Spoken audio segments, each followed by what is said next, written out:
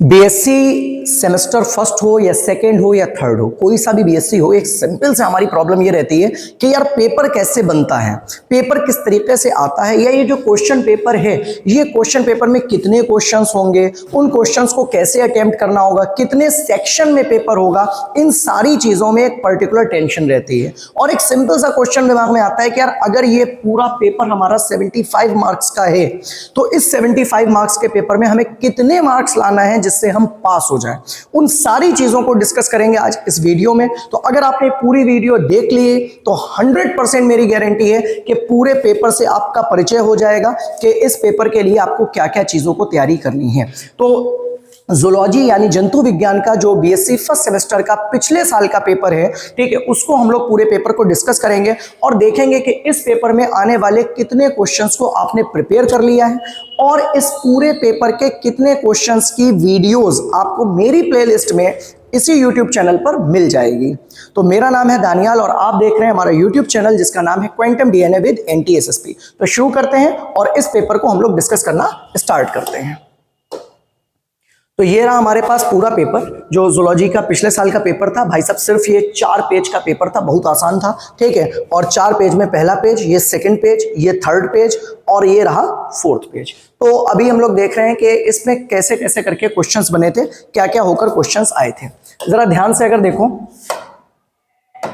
पूरे पेपर को इन्होंने 3 सेक्शन में बांट दिया। पहला था सेक्शन ए, ठीक है, दूसरा था सेक्शन बी और तीसरा था सेक्शन सी। तो यहां पर 3 सेक्शन में पूरा पेपर है। पहले सेक्शन में क्या चीज है? पहले सेक्शन में है वेरी शॉर्ट। बिल्कुल आपको छोटे छोटे से क्वेश्चन मिलेंगे वेरी शॉर्ट, और जो वेरी शॉर्ट है उसमें लिखा है 2 into 10। 2 into 10 का मतलब क्या है कि 2 नंबर का आपका क्वेश्चन है, 2 मार्क्स मिलेंगे आपको एक क्वेश्चन करने के लिए। और टोटल आपको क्वेश्चन कितने करने हैं? टोटल क्वेश्चन करने हैं हमें 10।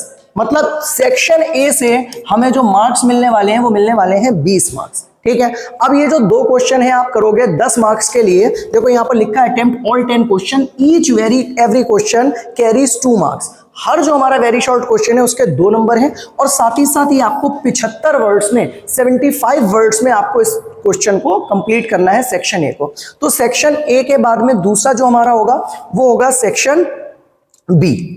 सेक्शन बी के अंदर अगर आप ध्यान से देखो यहां पर क्या करें, attempt any 2 question. Section B में सिर्फ आपको 2 क्वेश्चन करने हैं और हर क्वेश्चन जो है वो कितने मार्क्स का है? 15 मार्क्स का है।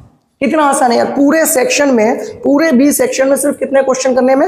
2 क्वेश्चन करने हैं और एक क्वेश्चन आपको 15 मार्क्स देकर जाएगा। मतलब टोटल जो आपको मिलेंगे कितने मिलेंगे? 30 मार्क्स मिलेंगे। 30 नंबर आपको सेक्शन बी से आपको पूरे मिलेंगे। और सेक्शन बी के अंदर जो आपको क्वेश्चन मिलेंगे कौन से टाइप के मिलेंगे? शॉर्ट टाइप के क्वेश्चंस मिलेंगे। शॉर्ट टाइप के क्वेश्चंस को कैसे अटेम्प्ट करेंगे? तो इसमें आपको एक एक क्वेश्चन को बहुत ज्यादा एक्सीड नहीं करना है। मतलब आपको 200 वर्ड्स तक एक क्वेश्चन को आपको बनाकर लिखना है। तो अगर एक जनरल सी बात करें कि हम सेक्शन बी को या सेक्शन ए को कितने पेजेस में कंप्लीट करेंगे, मेरा ऐसा पर्सनल मानना है, आप सेक्शन ए को जब आप करोगे तो आप सेक्शन ए को अगर हाफ पेज से लेकर 1 पेज तक अगर आप ले जाते हो तो दैट्स इनफ। हर क्वेश्चन में ये नहीं हो सकता कि हम आधी पेज में उसको खत्म कर दें या 1 पेज में खत्म कर दें। तो कुछ क्वेश्चन आप 1 पेज तक ले जा सकते हो और कुछ पेज आप आधे पेज तक ले जा सकते हो। अब ये नहीं कि सेक्शन ए का जो वेरी शॉर्ट है 2 नंबर के लिए आप सोचो कि हम 2 नंबर में सिर्फ 1 लाइन लिख कर आ जाए। भाई बिल्कुल ना करना, मार्क्स नहीं मिलेंगे। अभी भी कुछ चेकर्स की एक मेंटेलिटी ये भी रहती है कि जितने बच्चे ने कितने तरीके से एक्सप्लेन करा है, कितना एलैबोरेट करा है, उसके भी मार्क्स आपको मिलते हैं। तो कोशिश ये करिएगा बहुत ज्यादा आंसर को फैलावे में ना डालें, लेकिन हाँ जितना आप कर सकें, जिस क्वेश्चन में जितनी चीजें पूछी जा रही हो वो सारी हमारी जस्टिफाई होनी चाहिए, ठीक है। तो क्वेश्चन को जस्टिफिकेशन जरूर होना चाहिए। शॉर्ट क्वेश्चन के लिए सेक्शन बी में आपको 200 वर्ड्स तक ले जाना है। 200 वर्ड्स मींस आप लगभग 2 पेज तक अगर ले जाते हो आंसर को, और बहुत अगर इलेबोरेट कर रहे हो, आंसर बहुत बड़ा है, तो आप इसको 3 पेजेस तक ले जा सकते हो। अदरवाइज 2 पेजेस से 3 पेजेस के बीच में अगर आप करके आते हो तो ये आपका लिए बेहतरीन क्वेश्चन होगा शॉर्ट क्वेश्चन में। फिर आता है हमारा इसके बाद सेक्शन सी, जो कि मेन है और पूरे पेपर में अगर देखा जाए सबसे बड़ा सेक्शन है। तो सेक्शन सी में आप यहां पर देखोगे लॉन्ग क्वेश्चन टाइप है, ठीक है, सारे लॉन्ग क्वेश्चंस हैं। और उन लॉन्ग क्वेश्चंस में अगर आप ध्यान से देखो क्या कह रहा है, अटेम्प्ट एनी वन क्वेश्चन। भाई सब सेक्शन सी में सिर्फ और सिर्फ एक क्वेश्चन करना है। सेक्शन ए में 10 क्वेश्चन करने हैं, वेरी शॉर्ट। सेक्शन बी में 2 क्वेश्चन करने हैं आपको, ठीक है। सेक्शन बी में आपको कितने करने हैं, 2 क्वेश्चन करने हैं, और एक का मार्क्स कितने मिलेंगे आपको, 15 मार्क्स एक क्वेश्चन के। और सेक्शन सी में सिर्फ आपको एक क्वेश्चन करना है और एक ही क्वेश्चन के मार्क्स कितने मिलेंगे, 25। मतलब टोटल इस सेक्शन से आपको 25 मार्क्स मिलेंगे, और वो 25 मार्क्स आप बहुत आराम से ला सकते हो, क्योंकि यार पूरे पेपर में, पूरे सिलेबस में ऐसा नहीं हो सकता कि तुम एक लॉन्ग क्वेश्चन ना कर पाओ, 101% कर लोगे। तो इसमें देखो क्या करें, attempt any one question, long question of 25 marks, long answer is required not exceeded 800 words. और कोई भी आपका जो क्वेश्चन है वो 800 वर्ड से ऊपर का नहीं होना चाहिए। कोई भी आपका पेपर है, कोई भी आप क्वेश्चन कर रहे हो लॉन्ग क्वेश्चन, वो 800 वर्ड से ऊपर का नहीं होना चाहिए। 800 देखो, ऊपर का नहीं होना चाहिए एक अलग चीज है, जनरल बात बताएं तुम्हें, ऊपर कोई नहीं ले जाता 800 वर्ड से। तुम 800 वर्ड से नीचे मत आना, तुम 800 वर्ड से मेरा भाई नीचे मत आना। और मेरी आपसे एक सिंपल सी गुजारिश ये है कि जब भी आप इस टाइप का पेपर करो तो आपके कम से कम 6 से 7 पेज में आंसर होना चाहिए। लॉन्ग क्वेश्चन कम से कम 6 से 7 पेज में आप आंसर करोगे तो आपको इसके बहुत अच्छे नंबर मिलेंगे। लेकिन हाँ, बहुत ज्यादा आंसर को फैला भी मत देना कि आप एकदम लिखते चले गए और भूल गए यार बाकी क्वेश्चन भी करने हैं। एक बार ये चीज हमने करी थी, बीएससी 3rd ईयर में क्वेश्चन आया था फाइलेरियसिस का, और उसमें भाई पेपर लिखना स्टार्ट करा, पहला लॉन्ग क्वेश्चन मिल गया फाइलेरियसिस का, और मैं लिखते रहे, अच्छे से तैयार था फाइलेरियसिस का क्वेश्चन, और 11 पेज के करीब शायद हो गया था। उसके बाद हमें ध्यान है भाई अभी तो मेरे शॉर्ट बाकी हैं सारे, 5 शॉर्ट आते थे उस टाइम, 3 लॉन्ग करने होते थे, 5 शॉर्ट होते थे। हमने अभी 2 लॉन्ग बाकी हैं, 5 शॉर्ट बाकी हैं, और अभी एमसीक्यूज के लिए भी एक पेज चाहिए, 5 एमसीक्यूज भी आते थे। अरे ऐसा दिमाग कतई समझ में नहीं आया क्या करें अब, क्योंकि भाई जब आपके पास कॉपी, और कॉपी लिमिट होती थी पहले, शायद अब होती है नहीं होती नहीं पता, लेकिन पहले कॉपी लिमिट होती थी और उसमें सिर्फ 32 पेज की कॉपी मिलती थी, तो उसमें बड़ी दिक्कत हुई। फिर हमने बाकी क्वेश्चन को कंसाइज करा, बाकी क्वेश्चन को छोटा छोटा करा, तो वो पेपर मेरा बहुत अच्छा नहीं हुआ था, क्योंकि एक क्वेश्चन को हमने बहुत इलेबरेट कर दिया था। तो इस चीज का ध्यान रखना है कि आपके पास कॉपी भी बची रहे, आप बिल्कुल इक्विलिब्रियम लेकर चलना पूरे पहले से, कि सारी चीजें बिल्कुल बैलेंस्ड रहनी चाहिए। तो अभी हमारे पास 3 सेक्शन हो गए, section A, section B, section C. Section A में आपके कितने हैं, 10 क्वेश्चन है, वेरी शॉर्ट। सेक्शन बी में आपके 2 क्वेश्चन है जो 15 मार्क्स के होंगे, टोटल 30 मार्क्स, और सेक्शन सी से आपको 25 मार्क्स। मतलब अगर सेक्शन ए और सेक्शन बी आप कर लेते हो तो आपको मिल जाएंगे यहां से 50 मार्क्स। सेक्शन बी जो है, ये अगर आप मेरी 2 वीडियोस देख लोगे तो आपका 100% तैयार हो जाएगा पूरा, ठीक है। अब हम लोग बात कर रहे हैं कि एक एक क्वेश्चन को देखते हैं पूरे पेपर में कि क्या क्या चीजें पूछी गई हैं, और फिर आप इसमें बताना कि आप कितनी चीजें आप कर सकते हो। चलो पहले उठाते हैं सबसे पहले सेक्शन ए से, ठीक है। थोड़ा सा जूम कर लें ऐसा, आओ। सेक्शन ए में देखो यहां से पेपर स्टार्ट है, थोड़ा सा जूम आउट करें तो आपको क्लियर दिखेगा। ये है सेक्शन ए। सेक्शन ए में आपको कितने 10 क्वेश्चन मिलेंगे, शॉर्ट क्वेश्चन है, छोटे छोटे क्वेश्चन के, ठीक है। तो right short note on sale adhesion molecule. पहला क्या पूछ लिया, सेल एडेजन मॉलिक्यूल का। भाई पूरा सेल एडेजन मॉलिक्यूल, उसके टाइप्स, ये सारी चीजें हमने शॉर्ट क्वेश्चन वाली वीडियो में करवाई हुई हैं, आप प्ले लिस्ट में उसको देख सकते हो, ठीक है। Write short note on peroxisomes. Peroxisomes सीधे सीधे पूछ लिया। पेरोक्सिसोम्स आपको पता होगा H2O2 को, हाइड्रोजन पेरोक्साइड को तोड़ने में या डिटॉक्सिफिकेशन करने में हमारी बॉडी में यूज होता है, ये भी हम लोग ने शॉर्ट क्वेश्चन के अंदर किया हुआ है। Write short note on chromatin organization. Chromatin organization जिसमें आपका डीएनए जो है वो हिस्टोन प्रोटीन के साथ लिपट कर, हिस्टोन प्रोटीन के साथ मिक्स होकर क्रोमोसोम या गुणसूत्र कैसे बनता है, वो चीज यहां पर पूछी है। अगला क्या है, write short note on sale surface receptor. कोशिका सतह रिसेप्टर्स पर संक्षिप्त टिप्पणी कीजिए। मतलब शॉर्ट में आपको बताना है कि सेल रिसेप्टर क्या होते हैं। सेल रिसेप्टर जो किसी सेल के ऊपर लगे होकर ग्लाइकोप्रोटीन होते हैं, जनरली प्रोटीन ही होते हैं, तो जो दूसरे सिग्नल्स को, दूसरे मैसेजेस को एक्सेप्ट करते हैं, वो होते हैं। फिर मोनोहाइब्रिड क्रॉस पूछ लिया। मोनोहाइब्रिड क्रॉस किसका था, मेंडल का। ये भी आपने पढ़ा हुआ है, जिसका आपको रेशियो वगैरह लिख कर आने हैं कि जो फिनोटाइप रेशियो होता है 3:1, जीनोटाइप रेशियो कितना होता है 1:2:1। ये भी आपको शॉर्ट क्वेश्चन में हमने करवाया हुआ है, इसको आप देख लीजिएगा। उसके बाद कह रहा है differentiate between sex influenced and sex limited character. ये एक क्वेश्चन ऐसा था जो शायद पिछले ईयर्स में कभी नहीं पूछा गया, और ये थोड़ा सा अलग क्वेश्चन पूछ लिया गया। इसमें एक अच्छी चीज बताएं, ये जो 10 क्वेश्चन होंगे ना, जो शॉर्ट के 10 क्वेश्चन होंगे, इसमें से 6 क्वेश्चन ऐसे होंगे जो आप पहले कर चुके हो, आप पढ़े हुए हो, और 4 कोई क्वेश्चन ऐसे होंगे जो आप कहोगे यार ये क्यों पूछ लिया गया, इनके अलावा तो कुछ भी पूछे जा सकते थे। ये उन्हीं में से एक था, ठीक है। तो थोड़ा सा 4 क्वेश्चन को थोड़ा सा टफ करके डालेंगे आपके लिए। फिर पेनिट्रेंस एंड एक्सप्रेसिविटी, ये भी थोड़ा सा टफ था कि पेनिट्रेंस क्या होता है, एक्सप्रेसिविटी क्या होती है। किसी भी एक पॉपुलेशन के अंदर किसी जीन का शो होना या ना शो होना पेनिट्रेंस कहलाता है, और एक्सप्रेसिविटी क्या होती है कि जो जीन शो हो रहा है वो कितनी डिग्री पर शो हो रहा है, कितना ज्यादा दिख रहा है हमारे अंदर। तो ये क्वेश्चन यहाँ पर पूछा गया। Cytoplasmic inheritance, one of the most important question, ये जरूर पूछा जाएगा। साइटोप्लाज्मिक इनहेरिटेंस क्या होता है, और साइटोप्लाज्म से जो इनहेरिटेंस हो जाए अगली जनरेशन में, ठीक है। मैटरनल साइटोप्लाज्म ऊप्लाज्म से बेसिकली होता है वो, तो ये क्वेश्चन आपसे पूछा जा सकता है। क्रोमोसोमल एनोमैलीज, क्रोमोसोमल एनोमैलीज ये मेरा भाई बहुत ही इंपॉर्टेंट क्वेश्चन है, और ये क्वेश्चन तुम्हारे मिड टर्म के लिए बहुत इंपॉर्टेंट है।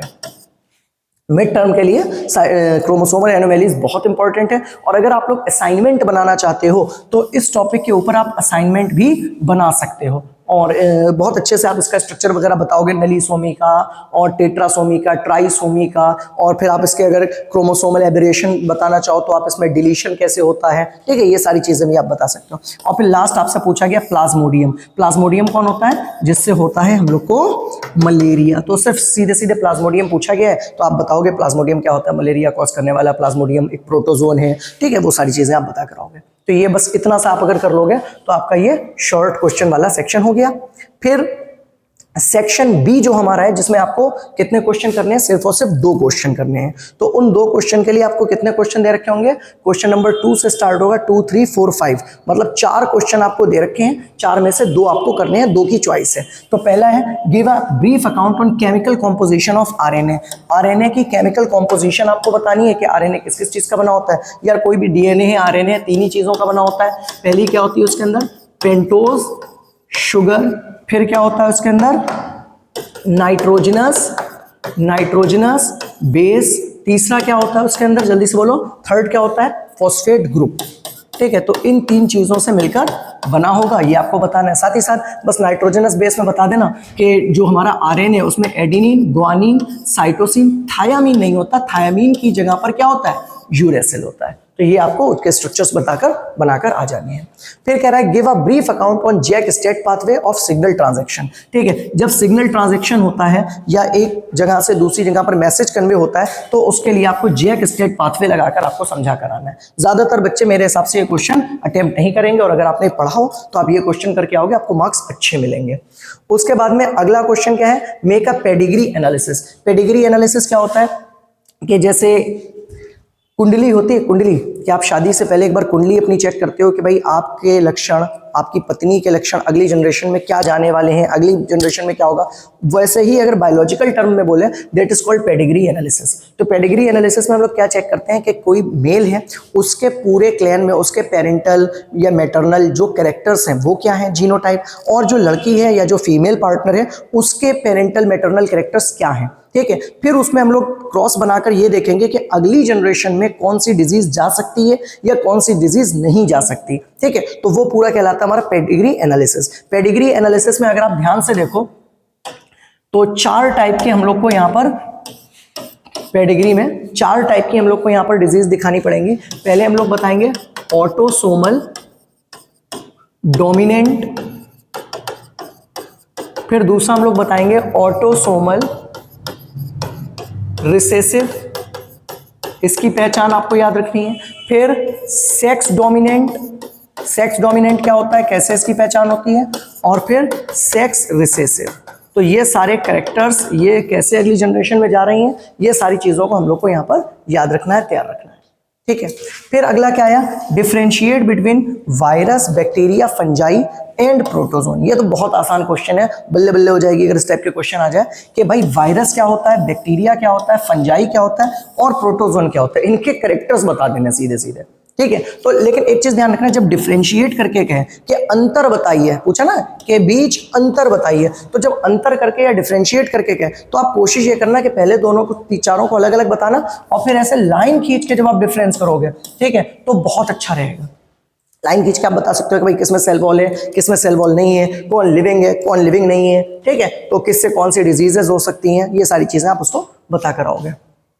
फिर लास्ट सेक्शन, सबसे महंगा सेक्शन, मतलब 25 नंबर का एक क्वेश्चन, कौन सा हमारा, सेक्शन सी। और सेक्शन सी के अंदर पहला क्वेश्चन पूछा है, describe in detail process of protein targeting and sorting, endocytosis, exocytosis. Protein targeting का मतलब क्या होता है कि जब भाई नया डीएनए से आरएनए, आरएनए से प्रोटीन बन जाए, ठीक है, तो उस प्रोटीन को हम कैसे डायरेक्शंस देंगे और प्रोटीन को हम कैसे अरेंज करेंगे, तो प्रोटीन डायरेक्टिंग्स आपको यहां पर बतानी है। एंडोसाइटोसिस, एक्सोसाइटोसिस क्या होती है, एंडो मतलब इनटेक, एक्सो मतलब आउटटेक। जब सेल किसी चीज को इनटेक कर रही है, अंदर ले रही है, जब सेल किसी चीज को बाहर निकाल रही है, तो उसमें क्या प्रोसेस चलती है, ये लॉन्ग क्वेश्चन की फॉर्म में पूछा गया है। अच्छा, अगर हम इस पेपर में होते और पेपर दे रहे होते तो मेरा भाई हम इसको अटेम्प्ट नहीं करते, प्रोटीन टारगेटिंग वगैरह।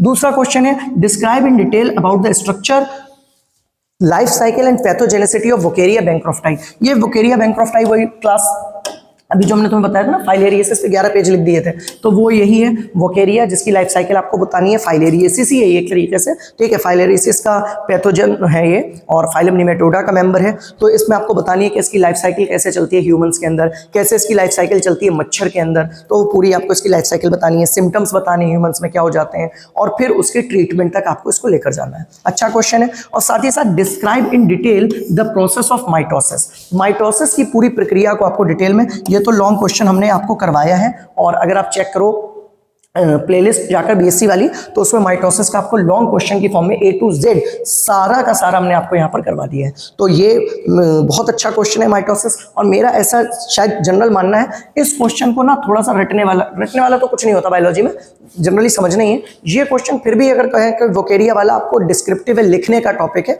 ठीक है, तो बच्चे ज्यादातर इसको अटेम्प्ट करेंगे। तो अगर आपने थोड़ी बहुत तैयारी कर रखी है, और एग्जाम में इस चीज का जरूर ध्यान रखना कि आपको अगर चॉइस मिल रही हो किसी क्वेश्चन में, तो आप इस चीज को जरूर सोच लेना कि बाकी बच्चे क्या कर रहे होंगे।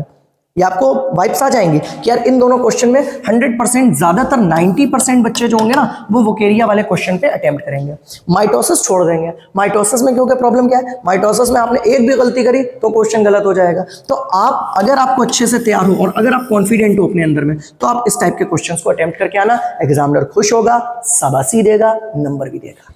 क्लियर? ये था हमारा जूलॉजी का सिंपल सा पेपर, जिसको हम लोग को कैसे अटेम्प्ट करना है, क्या क्या करना है और किस तरीके से क्वेश्चन पे आते हैं, वो हम लोग ने देख लिया। मिलेंगे हम लोग नेक्स्ट वीडियो में। और फरजान सर, अगली वीडियो में हम लोग सारी चीजों को डिस्कस करेंगे कि पेपर में कॉपी वगैरह कैसे हम लोग लिखते हैं। ठीक है, तो चैनल पर बने रहिए और साथ ही साथ वीडियो को शेयर करना बिल्कुल ना भूलिए। ठीक है, मिलेंगे कल, जब तक के लिए थैंक यू, गुड बाय।